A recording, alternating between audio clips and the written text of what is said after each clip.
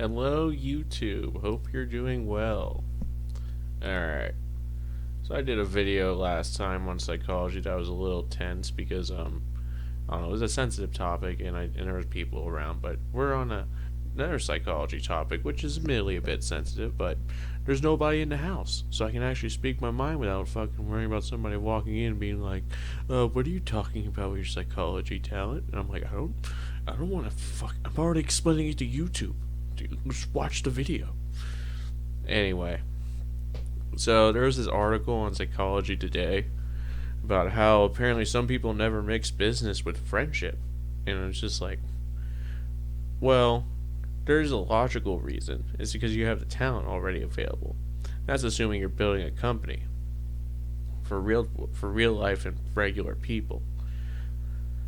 It's probably because you've seen their talent and it doesn't satisfy you. A sad lesson, but it's reality. Your only lesson from here on that is to get better at your talent so people care more.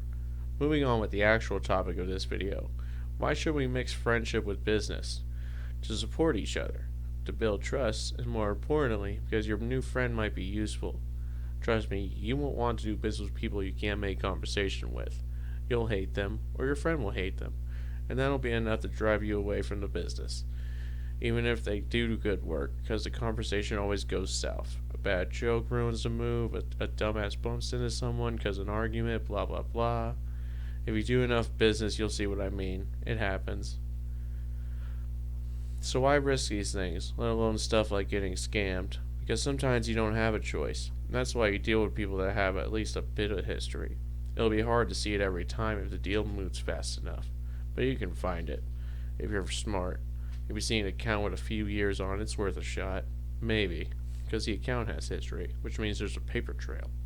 But of course, if you're not rich, the paper trail won't matter because you can't afford a lawyer. So who gives a fuck?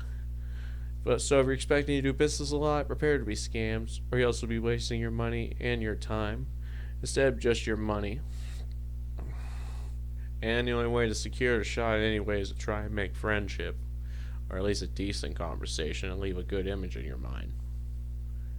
And admittedly, if you spend a decent chunk of money, you can guarantee some quality, for better or worse. Another tip is to be patient, because you never know what will happen. Best example being it will always take longer than expected. They won't give you updates like you'd want, because it's not like a video game with a bar or gauge that tells you the percentage it's at. Or more likely, if you're like me, they'll throw a bunch of techno babble at you that you barely understand, like how a machine works or how the code for a computer program works, but they're still cool. I dig them. Part of that's just because I'm a businessman, and you just tell me you're still working on it, I'll be happy. Or hell, even if you just say, like, oh, we're taking a break because something happened, I'll be like, well, shit, I'm just gonna go. Just let me know when you're back to working on it or something so I don't stress about it. But anyway, there's one reason you do main reason you do deals with your friends, because you're on good terms with them. That's it. And if you're not on good terms, guess what? You'll be charged more than anyone else. Trust me. Let's go at the obvious example. Your mechanic is more expensive if they're with a business, no matter what. Every time. They're only useful because they have insurance for repairs that are too hard and dangerous to do without damaging the car further. That's why you go to a business, because they have insurance. Otherwise, go with a friend because they're cheap.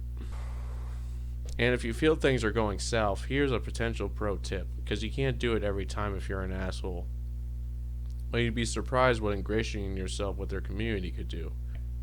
The world's a big connected place. With the right contact, pieces will line up, arguments will happen, and you may get a refund, or a friendship, and a completed product, with hopefully more to come if the relationship works out. And if it doesn't, well, it is what it is. Don't waste money going to court unless it's worth it. And well, you'll know if it's worth it, because there will be so many fucking arguments, dude. And I don't envy you a bit, even if you get a big payout, man. I went through some bad business deals, and man, sometimes I think I'd rather get scammed and go through all those arguments again. It was so annoying.